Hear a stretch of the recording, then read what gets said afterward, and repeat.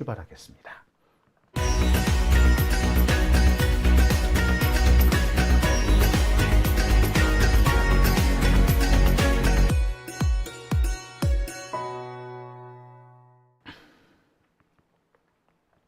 네, 오밤중의 뉴스 함께하고 계십니다. 자, 이 스튜디오가 약간 건조해요. 이게 전기 제품이 많기 때문에 아무래도 전기 제품이 많으면 일단 좀 건조해지는 그런 게 좀 경향이 있잖아요. 그래서 그런지, 네, 제가 스튜디오만 들어오면 상당히 목이 간질간질해요. 물을 늘 마십니다만, 예, 그걸로 부족할 때가 많네요. 자, 오밤중의 뉴스.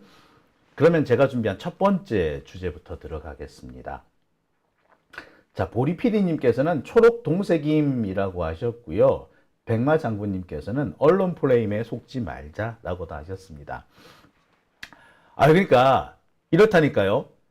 어떨 때 보면은 이 평론가라는 사람들보다, 기자라는 사람들보다 일반 시민들이 상황을 더 정확하게 보고 계신다 싶을 때가 많거든요. 지금 같은 상황도 딱 그래요.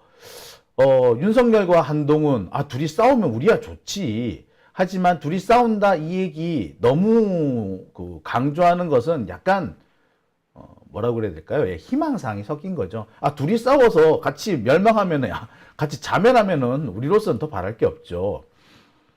그러니까 지금 벌어지고 있는 국힘당 내부, 일단 갈등이 있는 건 맞아요. 국힘당 내부에. 근데 그 갈등을, 약간 우리 쪽에, 민주진보 진영 쪽에 계신 분들 입장에서는, 둘이 갈라져가지고 치고받고 싸우면은, 정말 우리는 손 안 대고 코 푸는데, 요런 희망이 약간 섞였기 때문에 가능한 얘기가 아닌가라고 생각이 듭니다. 제가 그렇지 않을 수 있다라는 거, 그럴 가능성은 좀 작다라는 얘기를 제가 해드리려고 해요. 두 번째 주제니까요. 두 번째 말씀을 해보시죠. 자, 그러면 첫 번째 주제에 들어가겠습니다. 제가 준비한 첫 번째 주제는요. 표구걸에 나선 한동훈, 백성만 줍쇼입니다. 요새 보면은요. 한동훈도 그렇고 국힘당도 그렇고 참 보면 야, 얘들 드디어 나왔어. 네, 드디어 나왔어. 항상 이들은 보면 분리하면은 읍소 전략을 펼치죠. 벌써 꽤 많이 됐습니다. 2012년에도 2016년에도 읍소 전략이라는 걸 했습니다. 기억하시는지 모르겠어요. 김무성하고요, 나경원도 마찬가지고 광화문에 나와가지고 이렇게 이 피켓 하나 걸고 1인 시위하면서 저희가 잘못했습니다. 한 번만 더 기회 주십시오. 이렇게 해가지고 1인 시위하는 거 보셨죠? 국민 여러분 도와주십시오. 이렇게 하고. 예. 그래서 그 읍소 전략이 의외로 많은 성과를 거뒀던 게 사실이에요. 2012년 같은 경우에 민주당이 다수 의석을 차지하지 못한 이유도 사실 그 배경은 거기에 있습니다. 읍소 전략을 했거든. 2012년 선거와 관련해서 여러 가지 논란이 있습니다만 사실 따지고 보면 읍소 전략도 한몫 차지했습니다. 2016년에도 비슷한 짓을 했었죠. 김무성이 나르샤 이런 것도 했었고요. 하여튼 별의별 짓을 다 했습니다. 즉, 적폐 세력은요, 분리할 때가 되면 읍소 전략을 펼칩니다. 그리고 그 읍소 전략은 상당히 많이 먹혀들었습니다. 창피하지도 않나 봐. 읍소를 맨날 하는 것도. 근데 이 읍소 전략이 꽤 그럴싸하게 먹히는 것은, 그리고 이게 꽤 진정성 있게 느껴지는 것은 이들이 적폐이기 때문에 그런 거예요. 적폐들은 권력을 잃으면 모든 걸 잃게 됩니다. 그러니까 이들은 그 권력을 잃지 않으려고 5만 가지 짓을 할 수밖에 없죠. 고개를 숙이고 급수일거리고 땅바닥을 기라면 길 수도 있는 거야. 권력을 잃으면 모든 것을 잃는다는 걸 알기 때문이죠. 그래서 이런 읍소 전략이 나옵니다. 근데 이 읍소 전략이 지금까지 꽤 잘 먹혔어요. 특히 대구 경북 지역에서 많이 먹혔고요. 보수 수구 적폐 지지층들, 이른바 이찍들을 결집시키는데 많은 기여를 한 게 사실입니다. 자, 그래서 그럴 거예요. 지금 또 읍소 전략이 나오고 있습니다. 읍소 전략 이런 거하고는 거리가 멀 것 같았던 그 뻣뻣한 한동훈 역시도 방송 연설을 하면서 국민들한테 기회를 달라, 마지막 기회를 달라라는 식으로 했대요. 그러면서 읍소 전략을 펼쳤다고 하죠. 야, 한동훈도 읍소를 할 줄 알았어? 야, 뻣뻣하더니. 자, 당시 한동훈이 했던 얘기를 보면은요, 참 우습기도 합니다. 한동훈뿐만 아니라 이 지금 수도권 쪽, 특히 이제 그 서울 쪽의 후보들이 한꺼번에 나서면서 한 번만 더 기회를 달라, 국민들한테 용서를 구한다, 이런 얘기를 참 많이 늘어놓고 있습니다. 과연 이들이 정말 국민들한테 이렇게 낮은 심정으로 엎드리는 것인지 아니면 또 국민들을 속이는 건지 솔직히 좀 아리까리하다 싶을 때도 있어요. 자, 특히 그렇게 뻣뻣해 보였던 한동훈이 읍소 전략에 동참했다라는 것이 어떻게 보면 좀 먹히는지도 모르겠습니다. 자, 근데 진짜 한동훈이 읍소까지 했냐고요? 예, 했습니다. 한번 보시죠. 명치 없는 줄 알면서도 이렇게 고개 숙여서 국민께 호소드립니다. 위대한 대한민국 국민 여러분, 딱 한 번만 더 저희를 믿어주십시오.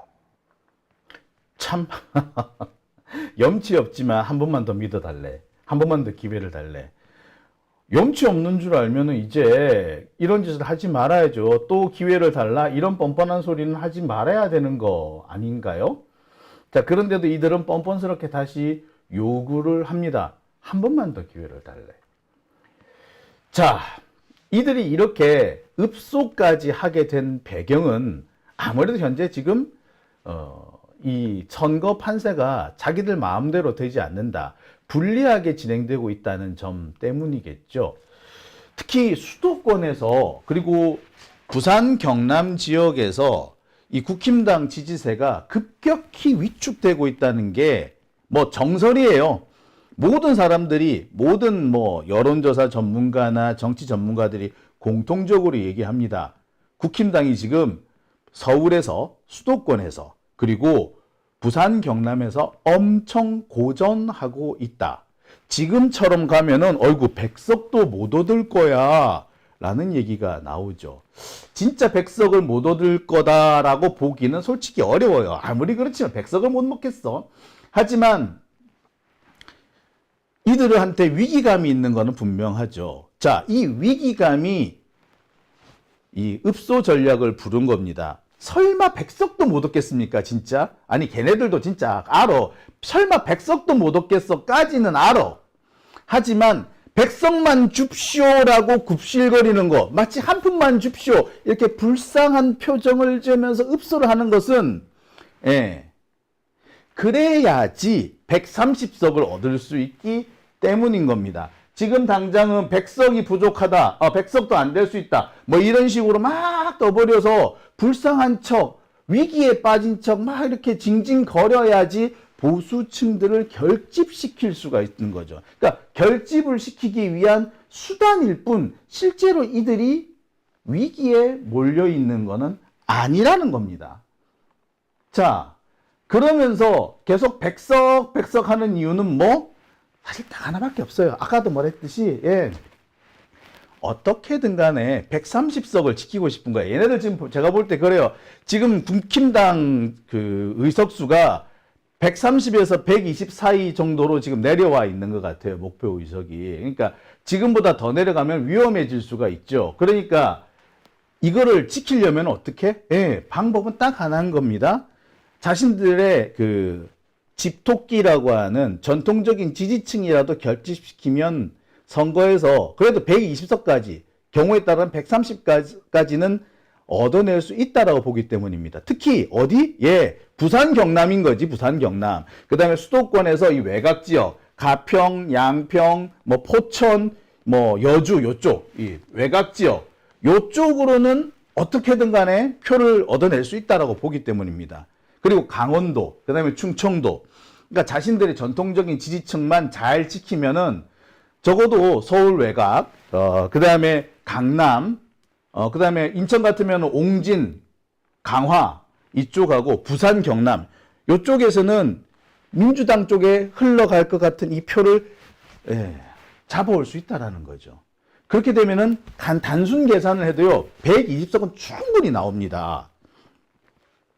그러니 얘네들 지금 눈이 돌아갈 수밖에 없는 거죠. 그죠? 바로 그건 겁니다. 이들이 지금 목표하는 것은 자기 그 텃밭 지키기인 거고, 텃밭을 지키기 위해서 우는 소리를 하는 겁니다. 그러니까 우리가 여기에 넘어가면 안 되는 거죠.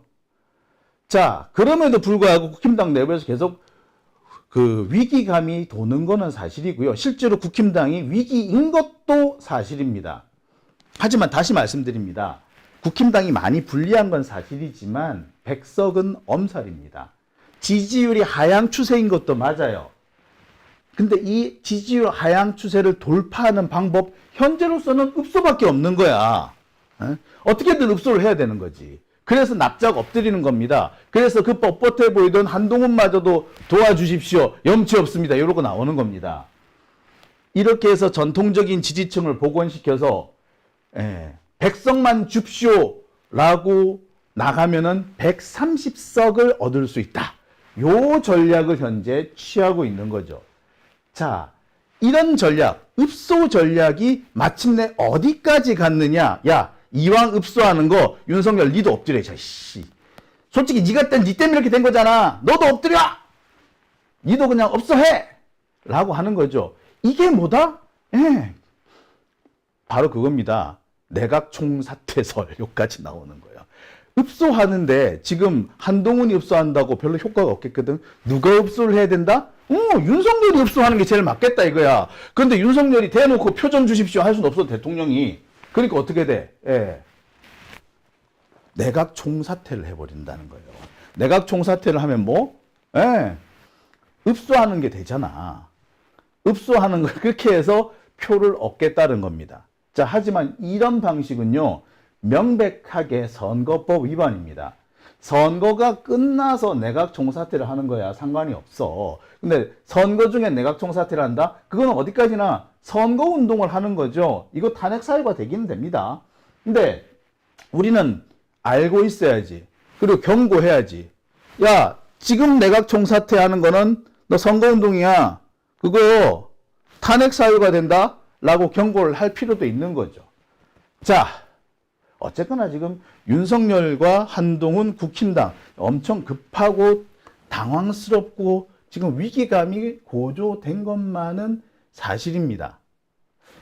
자, 그래서 결국에는 누구까지 엎드리라고? 윤석열 너도 엎드려. 여기까지 온 거예요. 근데 우리나라 같은 나라에서, 우리나라 같은 이 대통령 중심제 국가에서 대통령이 엎드린다는 것은 뭘 의미합니까? 마지막 수단이에요. 마지막 수단. 진짜 쓸 수 있는 마지막 수단. 이 마지막 수단을 쓰려면은 최대한 밑밥을 깔아야겠죠. 그래서 지금 뭐 수도권 위기론이 확산되네, 용산 쪽에 대해서 뭐 불만이 솟구치네, 이런 얘기가 나오는 것도 사실은 다 잠시 후에 있을 윤석열의 읍소 전략을 위한 밑밥 깔기가 진행 중인 겁니다.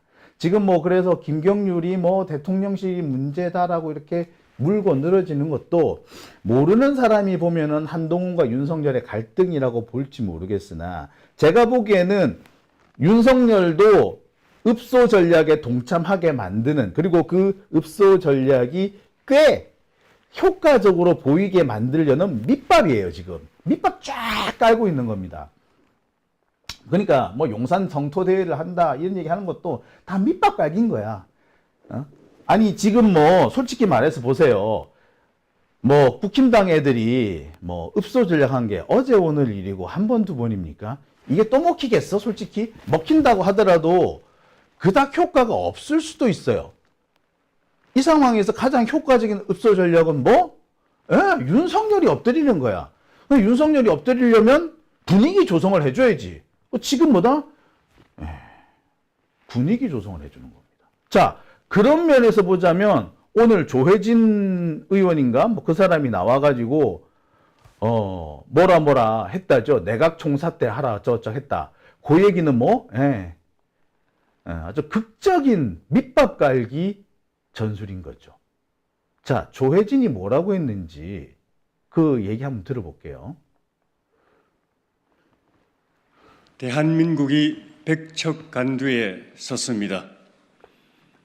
이대로 가면 국민의힘 참패고 대한민국은 망합니다. 그러나 아직 살 길이 있습니다. 윤석열 대통령이 국민에게 무릎 꿇는 것입니다. 대통령은 국민을 실망시킨 것을 사과해야 합니다. 국민을 분노하게 한 것을 사과해야 합니다. 당을 분열시킨 것에 대해 당원에게 사과해야 합니다. 오만과 독선으로 불통의 모습을 보인 것, 정치를 파당적으로 한 것, 인사를 배타적으로 한 것, 국정과제에 혼란을 초래하고 무기력한 모습을 보인 것을 사과해야 합니다. 국민의 기대를 실망과 분노로 바꾼 것에 대해서 진정으로 자성하고 자책해야 합니다. 윤 대통령은 겸손한 대통령, 소통하는 대통령, 유능한 대통령으로 다시 태어나야 합니다. 그런 대통령으로 거듭나고 새 출발할 때 민심이 다시 대통령에게로 돌아옵니다. 총선도 이기고 나머지 3년 국정도 성공합니다. 대통령은 국정의 전면적 쇄신을 국민 앞에 선언해야 합니다. 인사부터 쇄신해야 합니다. 작금의 민심 위반에 대해 책임이 있는 대통령실과 내각을 전면 개편해야 합니다. 천하의 인재에게 인사의 문을 열고 정파와 지역, 성별과 연령을 초월하여 가장 유능한 인재들로 드림팀을 꾸려서 대통령실과 내각에 재배치해야 합니다. 당의 자율성을 존중하고 당을 민심의 창구로 경청해야 합니다. 대통령실과 내각은 즉각 총사퇴하여 대통령께 국정 쇄신의 기회를 드려야 합니다. 총선 패배 후에 인책 사퇴하지 말고 지금 대통령께 반전의 문을 열어드리는 것이 대통령을 모시는 도리입니다. 저를 포함하여 당 소속 의원들은 민심을 대변하지 못한 것을 사죄해야 합니다. 당이 서민과 약자, 소외된 사람, 고통받는 사람들을 돌보지 못한 것을 사죄해야 합니다. 한동훈 위원장과 우리 당 후보들은 총선에서 지면 그에 대해 책임질 것을 지금 선언해야 합니다. 우리 당이 원내 일당을 얻지 못하면 국민의 불신임과 심판에 대한 책임을 지고 모든 당선자들이 22대 국회 임기 시작과 동시에 의원직을 총사퇴할 것을 지금 선언해야 합니다. 국회에서 이재명 패거리의 의회 폭정에 들러리 노릇하면서 구차하게 연명하는 것보다 제야로 나가 국민과 함께 구국투쟁하는 것이 낫습니다. 네. 참 비장하게 얘기합니다만 제가 볼 때 이거 다 쇼라고 보여집니다. 백성만 줍쇼라고 읍소하는 것도 쇼고요. 여기에 마치 윤석열이 동참을 해서 뭐 내각 총사퇴 뭐 이런 걸 할 거라고 말하는 것도 쇼입니다. 설령 내각 총사퇴를 하더라도 쇼입니다. 지금은 윤석열이 내각 총사퇴 쇼를 하기 위한 밑밥 깔기가 진행 중이다 라고 봐도 과언 아닌 겁니다. 말 그대로 짜고 치는 고스톱입니다.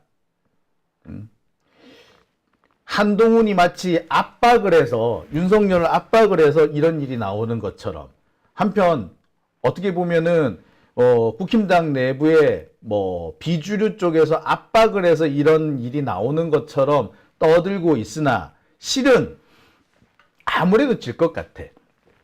읍소밖에 방법이 없는데 지금 상황에서 읍소하는데 가장 좋은 거는 윤석열이 엎드린 게 제일 좋겠어. 어떻게 하면 그럴 수 있지? 내각 총사퇴 해. 요런 얘기를 만드는 거예요. 그런 짓을 할 겁니다. 제가 볼 때는 그래요. 그 의사들하고 그 의사 파업 이게 원래는 이걸 가지고 뭐 그 약속 대련이니 뭐 짜고 치는 고스톱이니 쇼니 뭐 이런 얘기를 했었잖아요. 근데 이게 지금 뜻대로 잘 안 된 겁니다.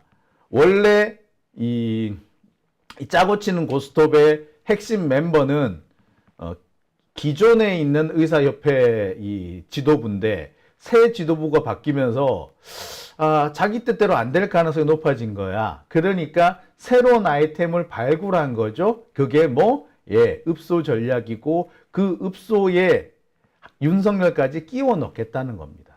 그리고 그것을 위해서 현재 열심히 밑밥 깔기를 하고 있다라고 보시면 되겠어요. 자, 그러니까 우리가 여기에 속아서는 안 되겠죠. 동시에 이들이 이런 짓으로 국민들을 속이지 못하도록 우리가 지금 널리 알려야겠죠. 뭐라고? 지금 윤석열이 하고 있는 저짓거리는 쇼다. 지금 읍소 전략 쇼다. 내각 총사퇴 그것도 쇼다. 요 얘기를 우리가 지금부터 널리 알려나가야 한다. 제가 그 얘기를 꼭 전해드리고 싶네요. 자, 오밤중의 뉴스 제가 준비한 첫 번째 주제 여기까지였고요. 이어서 두 번째 주제로 첫 번째 주제 여기까지였고요. 댓글 한번 보겠습니다.